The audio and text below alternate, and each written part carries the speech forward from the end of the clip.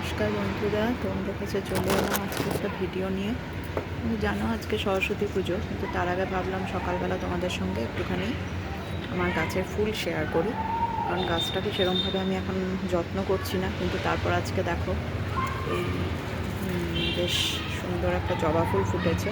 যদি এই জবা ফুলটা কিন্তু আমার একটু দেরি হয়ে গেল ভিডিও করতে, কারণ এই জবা ফুলটা আজকে 3 দিন ধরে ফুটে আছে গাছের মধ্যে।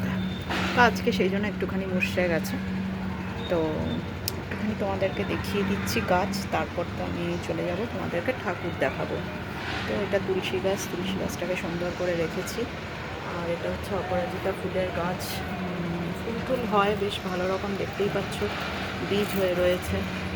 তো এই হচ্ছে, এখানেও দেখতে পাচ্ছ নিশ্চয়ই বীজগুলো ঝুলছে। মানে যখন যখন আমার পাড়া হয় না তখন এরকম হয়। এটাও কিন্তু আমার পুরোপুরি বীজ থেকেই এই গাছটাকে করেছি। তো এখন আর খুব একটা বেশি আমি এখানে গাছ ফাছ করিনি। এদিকে দেখতেই পাচ্ছ কিছু মানি প্ল্যান্ট আর একটা ইয়ে গাছ রয়েছে, কী যেন বলে ওটাকে, পাতাবাহার গাছ আছে।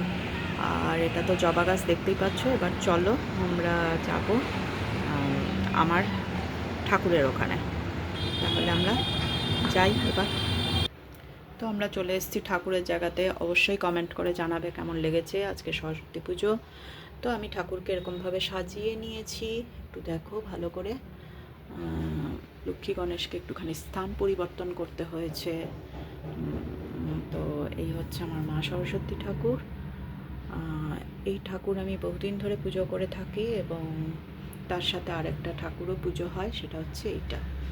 তো এই হচ্ছে আমার মেইন আসন, দেখতেই পাচ্ছ।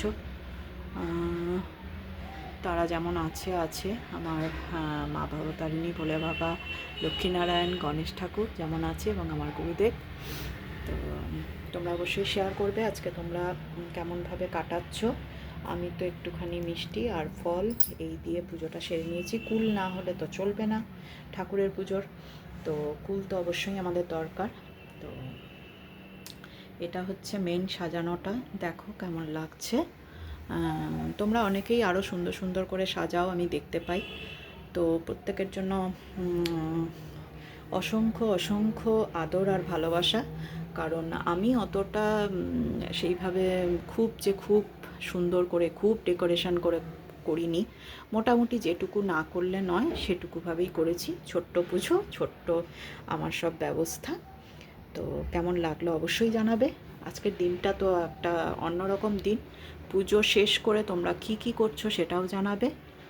তো আজকে এইটুকুই। খুব সাবধানে থাকবে, ভালো থাকবে, আমাকে এইভাবেই ভালোবাসা দেবে। তো টাটা।